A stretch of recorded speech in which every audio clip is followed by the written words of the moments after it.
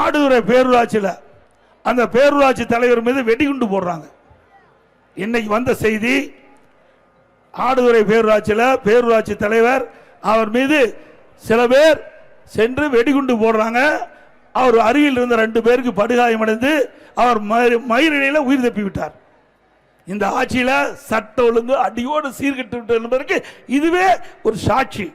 இன்றைய தினம் நடந்த நிகழ்வுகள், மக்களுக்கு பாதுகாப்பு இல்லை, சிறுமிக்கு பாதுகாப்பு இல்லை, முதியோர்களுக்கு பாதுகாப்பு இல்லை, ஒட்டுமொத்த மக்களுக்கே பாதுகாப்பு இல்லாத ஒரே அரசாங்கம் திராவிட முன்னேற்ற கழக அரசாங்கம். அது மட்டும் இல்லை, நேற்றைய தினம் நீங்க பார்த்தீங்கன்னா இரவு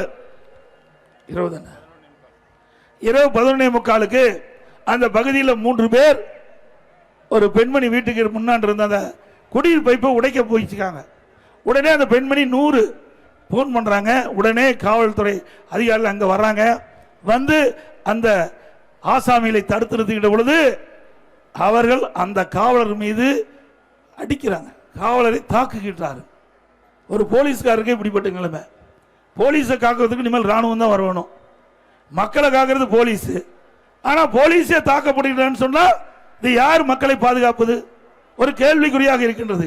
இந்த விடியா திமுக அரசாங்கத்தில் குற்றச்செயல் ஈடுபடுகிறவர்களுக்கு காவல்துறை கண்ட பயமே இல்லை.